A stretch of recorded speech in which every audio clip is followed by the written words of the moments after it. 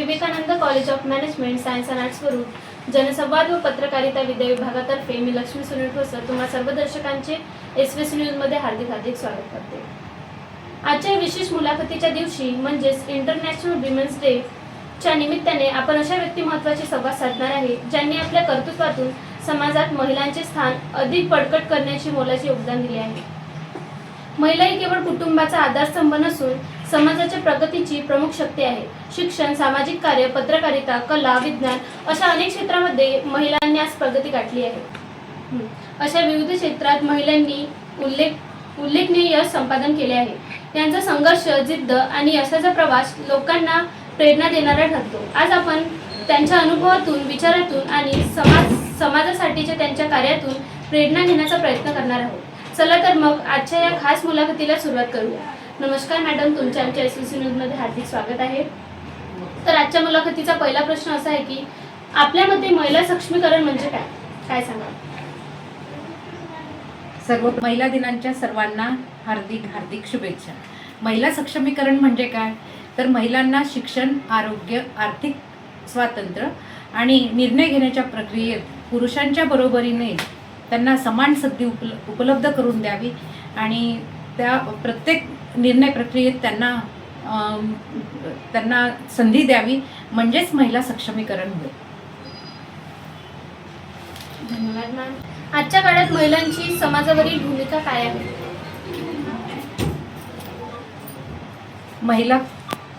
सर्वप्रथम महिला म्हणजे कुटुंबाचा कणा आहे। महिला शिक्षित असेल तर पूर्ण कुटुंब शिक्षित आहे आणि महिला ही पूर्ण कुटुंबाचा, समाजाचा आणि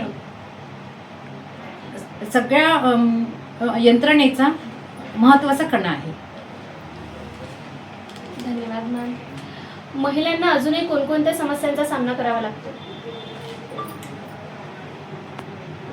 मला वाटत नाही की महिलांना कोणत्याही समस्येचा सामना करावा लागत असेल, कारण महिला पुरुषांच्या बरोबरीने आता काम करते आहे। लोकसभेत, विधानसभेत त्यांना समान संधी उपलब्ध आहे। महिला शिक्षित आहे, ती घर जर व्यवस्थित चालू शकते, कुटुंब जर व्यवस्थित चालू शकते, तर मला वाटत नाही की तिला कोणत्याही समस्येचा सामना करावा लागत असेल। धन्यवाद मॅम। आपल्या मते महिलांनी आर्थिकदृष्ट्या स्वावलंबी असावं का? बिलकुल, महिलांनी स्वावलंबी असलंच पाहिजे।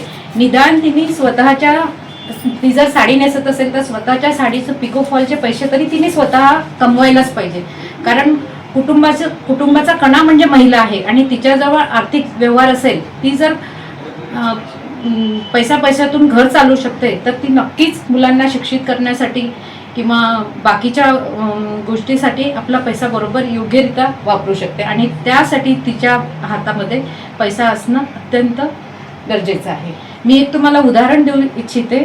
आता बचत गट सुरू झाले आहे आणि बचत गटाच्या माध्यमातून महिला आपल्या मुलांसाठी एक गट, स्वतःच्या मुलाचं जर ॲडमिशन असेल, मुलीची ॲडमिशन असेल, तर त्याकरता ते बचत गटाचे पैसे उचलतात आणि 10 जणीचा जर गट असेल तर एकीने ते पैसे उचलायचे। एका मुलाची जर ॲडमिशन होत असेल, मुलीची ॲडमिशन होत असेल, तर तो पैसा त्यात वापरावा आणि दुसऱ्या वर्षी जर दुसऱ्या मुलीची ॲडमिशन होत असेल तर तो पैसा दुसरीने वापरावा।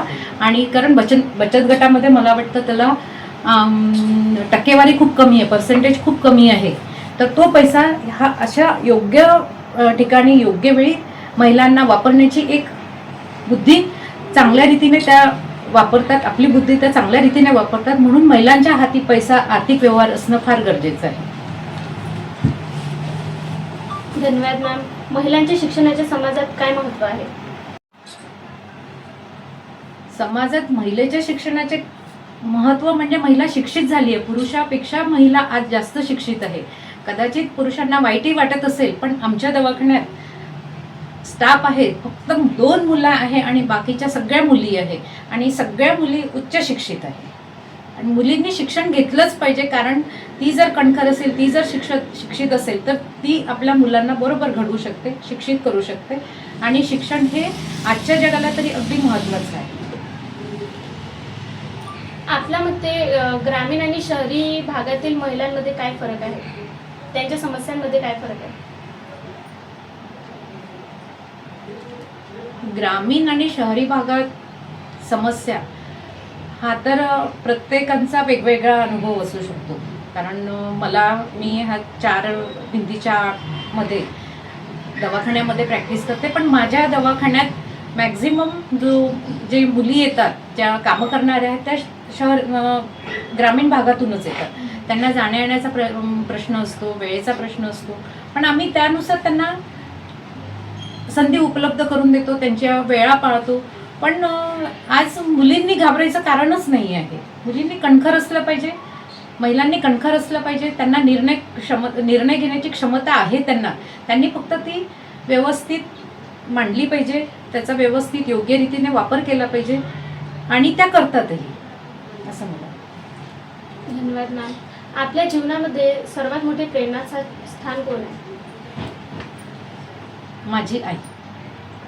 कारण माझी आई खूप शिकलेली नाही आहे. आम्ही श्रीमंत घराण्यातले लोक आहोत, पण तरीही तिने शिक्षणासाठी मी एक आणि मला 3 भाऊ, मी मोठी, पण तरीही माझी मुलगी शिकली पाहिजे. म्हणजे असं नाही की मुलीला का शिकवावं का किंवा मुलांना का शिकवावं, असं नाही. ज्यांची मार्कलिस्ट चांगली आहे, ज्यांना पर्सेंटेज चांगले आहे, ज्यांना ॲडमिशन मिळत आहे, मग त्यांनी ते शिक्षण घेतलंच पाहिजे. आणि ही प्रत्येक महिलेने ही विचारधारा ठेवली पाहिजे. जर मुलीमध्ये टॅलेंट आहे तर त्या टॅलेंटला आपण कोणतीही अडचण येत असेल, पण तिच्यामध्ये जर टॅलेंट असेल तर त्या टॅलेंटला आपण आधार देणं आई म्हणून फार गरजेचं आहे. धन्यवाद. काम करण्याच्या क्षेत्रात महिलांना कोणकोणत्या संधी उपलब्ध आहेत? आपण आता खूप शिक्षित आहोत. प्रत्येक घरातून, प्रत्येक शहरातून, प्रत्येक तालुक्यातून, प्रत्येक गावातून मुली आज इंजिनियर, डॉक्टर, वकील, टीचर सगळे होत आहे. त्याच्यामुळे प्रत्येक क्षेत्रामध्ये महिलांनी काम केलंच पाहिजे. इवन राजकारणामध्ये सुद्धा महिला उतरत आहे. ते स्वतःचे विचार मांडत आहे, स्वतःची विचारधारा मांडत आहे, आणि त्याला त्या पकडून आहेत. त्याच्यामुळं महिलांनी प्रत्येक क्षेत्रामध्ये काम केलंच पाहिजे. काम करणाऱ्या महिलांना कोणकोणत्या अडचणीचा सामना करावा लागतो? अडचण ग्रामीण भागातील महिला असेल तर त्यांना येण्या जाण्याचा त्रास होऊ शकतो. पण आता सगळंच इझिली अवेलेबल आहे. गव्हर्नमेंटने आपल्याला सगळेच अवेलेबिलिटी दिली आहे. आपल्याला महिलांना 50% आरक्षण आहे. इवन एज्युकेशनमध्ये सुद्धा मला वाटतं मुलींसाठी फ्री एज्युकेशन सुरू केलेलं आहे. ह्या सगळ्या संधीचा फायदा महिलांनी घेतलाच पाहिजे, आणि त्यांनी कणखर पुढे जायला पाहिजे. प्रत्येक महिलेने निदान BA पर्यंत तरी व्हायलाच पाहिजे, आणि आज झालेले आहे. मला वाटत नाही की कोणत्याही घरामध्ये मुलगी अशिक्षित आहे म्हणून. सगळ्या महिला शिकत आहे, आणि पुरुषांपेक्षा महिलांचं शिक्षणाचं प्रमाण खूप जास्त आहे. धन्यवाद मॅम. प्रत्येक महिलांनी आपला स्वतःचा व्यवसाय सुरू करावा, यासाठी तुम्ही महिलांना काय सांगा? माझं हेच म्हणणं आहे की गरीब असो श्रीमंत असो, महिलांनी आपलं आर्थिक व्यवहार, आर्थिक पैसा त्यांनी तुम्ही महिलांकरिता कोणकोणते उपक्रम हातात घेतलेले आहेत? मी डॉक्टर आहे, गायनेकोलॉजिस्ट म्हणून इथे वरुडमध्ये 30 वर्षापासून काम करत आहे, आणि आतापर्यंत जिजाऊ ब्रिगेड महिला डॉक्टर म्हणून मी भरपूर कॅम्प घेतलेले आहे. पॅप्समियर कॅम्प आहे, इन्फर्टिलिटी कॅम्प आहे, असे खूप कॅम्प घेतले आहेत. तर यावर्षी आम्ही 18 मार्चला इन्फर्टिलिटी कॅम्प घेतो आहे. इन्फर्टिलिटी म्हणजे काय की सुरुवातीला 3 वर्ष 4 वर्ष झाल्यानंतर जर त्या जोडप्यांना, त्या कपलला जर मुलंबाळा होत नसेल तर त्याला आम्ही इन्फर्टिलिटी म्हणायचं. पण आता बदलत्या जीवनशैलीमुळं पॉलिसिस्टिक ओव्हॅरियन सिंड्रोम किंवा पॉलिसिस्टिक ओव्हॅरियन डिझीज हा मुलींमध्ये प्रामुख्याने खूप जास्त प्रमाणात वाढत आहे. त्याच्यामध्ये काय होतं की मुलींचं वजन वाढतं, पाळी बरोबर येत नाही, इरेग्युलर सायकल होते. त्यामुळं लग्न झाल्यानंतर अशा मुलींना मुलं बाळ राहायचे चान्सेस खूप कमी होऊन जातात. त्यामुळं आम्ही आता नवीन स्टडीनुसार जर लग्न झाल्यानंतर 1 वर्षामध्ये जर मुलं बाळ होत नसेल तर त्याला आम्ही इन्फर्टिलिटी म्हणतो. आणि अशा इन्फर्टिलिटी कपलसाठी आम्ही 18 मार्चला मल्टी स्पेशालिटी हॉस्पिटलमध्ये कॅम्प घेतो आहे. तर ह्या कॅम्पमध्ये आम्ही IMA women's wing, Jijau brigade, प्रामुख्याने जिजाऊ ब्रिगेड तर्फे आम्ही हा आयोजित केलेला आहे. आणि मी तुमच्या माध्यमातून सर्वांना सांगू इच्छिते की ह्या संधीचं, कारण आम्ही हा मोफत कॅम्प घेतलेला आहे. याच्यामध्ये सोनोग्राफी, बाकीच्या रक्त तपासणी ह्या सगळ्या आम्ही मोफत करणार आहोत. तर ज्यांना आपल्या आजूबाजूला जर इन्फर्टाईल कपल असेल, ज्यांना मुलंबाळ होत नाही, त्यांनी आपल्या फाईल घेऊन मल्टी स्पेशालिटी हॉस्पिटलमध्ये 10 वाजता 18 तारखेला जरूर यावे आणि ह्या संधीचा फायदा घ्या. खूप खूप धन्यवाद मॅम. आपल्या कार्यक्षेत्रामध्ये महिलांना पुरुषा इतकेच संधी मिळतो का? संधी जर म्हणत असेल तर ती संधी तुमच्या एज्युकेशनवर, तुमचं आर्थिक पण आहेच, आता तुमचं आरोग्य, ह्या सगळ्या गोष्टीवर अवलंबून आहे. आणि 50% पेक्षा जास्त मुली आता कार्यरत आहे. म्हणून मला असं वाटतं बरोबरीने संधी मिळत आहे, बरोबरीने त्या काम करत आहे आणि खूप उत्तमरित्या काम करत आहे. त्याच्यामुळं हा प्रश्नच नाही. धन्यवाद मॅम. मॅम, आजच्या तरुण मुलींना तुम्ही काय संदेश द्या? तरुण मुलींना मला एकच सांगायचं आहे की त्यांनी आपली तब्येत सांभाळायची आहे. कारण काय, आतापर्यंत वयात येणारं वय हे खूप जास्त होतं. म्हणजे 16व्या वर्षी आम्ही मुली वयात येतं असं म्हणायचं, पण आता 8 वर्षापासून त्यांच्यामध्ये हार्मोनल चेंजेस सुरू होतात आणि मुली 5व्या वर्गात 6व्या वर्गात आल्यानंतर ती वयात येते. तर वयात येणाऱ्या मुलींनी स्वतःची काळजी स्वतःच घ्यायची, स्वतःचं संरक्षण स्वतःच करायचं. आणि मुलींना बरोबर कळतं की कोण आपलं आहे आणि कोण नाही आहे. कोणावरही विश्वास न ठेवता त्यांनी स्वतःवर विश्वास ठेवावा. स्वतःला सेफ वाटतं का ती जागा निवडावी. त्यांना जर अनसेफ वाटत असेल तिथून त्यांनी निघून जावं. बाकीच्यांचा आधार घ्यावा. जर शाळेमध्ये असेल तर टीचरचा आधार घ्यावा, शिक्षिकेचा आधार घ्यावा. बसमध्ये असेल तर बाकीचे प्रवासी असतात त्यांचा आधार घ्यावा. पण त्यांनी स्वतःची सुरक्षा स्वतः करावी, दुसऱ्यावर अवलंबून न राहावे. हा मी महत्वाचा संदेश मुलींना देते आहे. आणि दुसरं म्हणजे त्यांच्यामध्ये आता मुली ग्राउंडवर खेळणाऱ्या खूप कमी झाल्या आहेत. अभ्यास म्हणा, टीव्ही म्हणा किंवा मोबाईलचा वापर म्हणा, त्याच्यामुळे त्यांच्यामध्ये हार्मोनल चेंजेस खूप जास्त होत आहे. पाळी महिन्यावर न येणे, सर्वात महत्वाचं म्हणजे पॉलिसिस्टिक ओव्हेरियन डिझीज आता खूप जास्त प्रमाणात वाढत आहे. त्याच्यामुळं त्याच्यामध्ये पाळी न येणे हे महत्वाचं कारण आहे. पाळी न येणे म्हणजे काय की वजन वाढतं तुमचं. वजन वाढल्यामुळे तुमच्यामध्ये हार्मोनल इम्बॅलन्स होतो.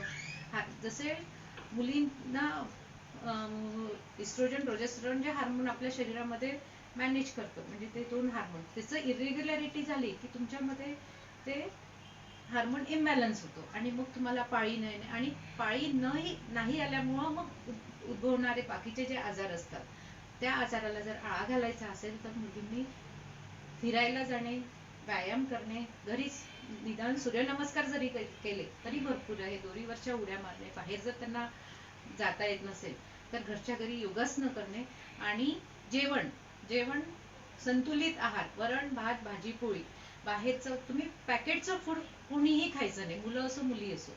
पॅकेट उघडलं की तुम्ही समजायचं की हे आपण वेस्टेज खातोय, आपण आपल्या पोटामध्ये ते डस्टबिन म्हणून भरतो आहे. पॅकेटचं फूड अजिबात खायचं नाही, कोणतंही पॅकेट उघडायचं नाही. वरण भात भाजी पोळी दही 2 वेळा संतुलित आहार जरी घेतला तरी तुमचं आरोग्य ठणठणीत राहतं. तुमचं आरोग्य ठणठणीत आहे तर तुमची बुद्धी ठणठणीत असते. आणि तुमचं आरोग्य बुद्धी जर व्यवस्थित असेल तर तुमचं कुटुंब बरोबर असतं. कारण मुली हा कुटुंबाचा, महिला ही कुटुंबाची कणा आहे.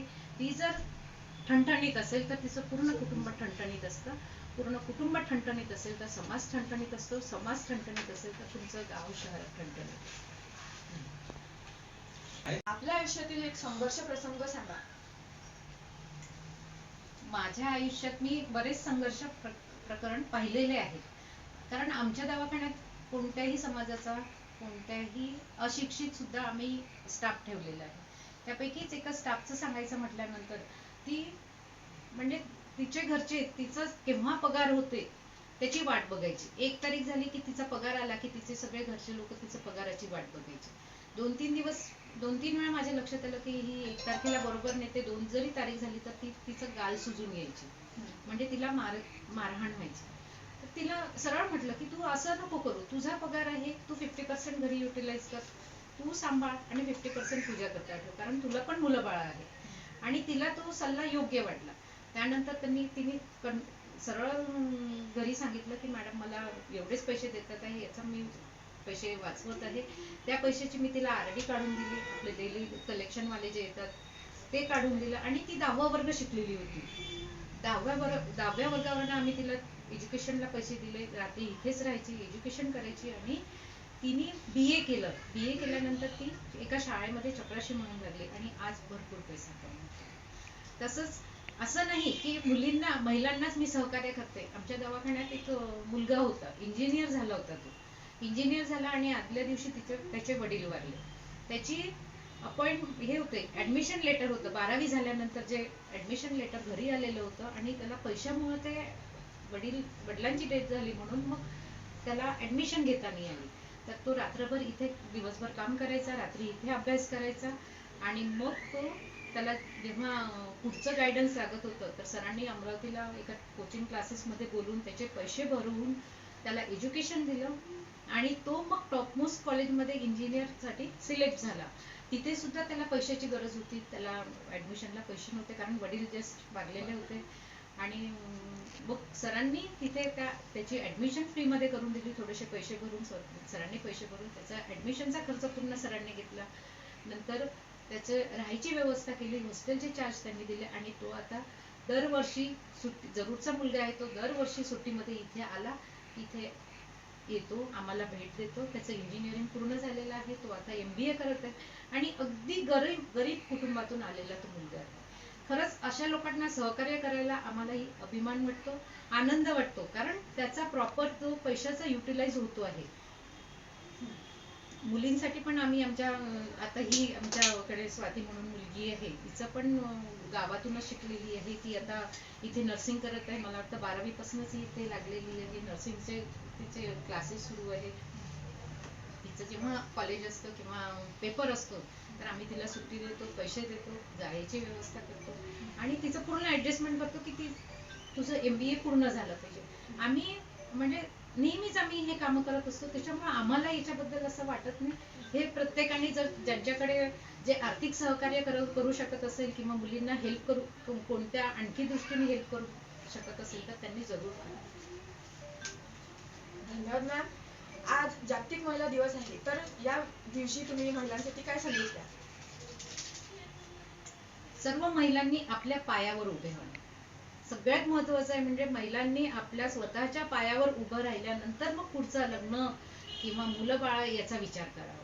ही सक्षम असेल तर तिचं कुटुंब सक्षम असेल, ती मुलं बाळ घडवायचा निर्णय घेऊ शकते. म्हणून महिलांनी सक्षम होणं अत्यंत गरजेचं आहे. आणि प्रत्येक महिलांनी स्वबळावर स्वतःच्या पायावर उभं राहिल्यानंतरच पुढचा निर्णय घ्यावा, हा मी आजचा संदेश देतो. खूप खूप धन्यवाद मॅम. आज तुम्ही आमच्या SVC न्यूजला खूप छान माहिती सांगितली, त्याबद्दल तुमचे खूप खूप धन्यवाद.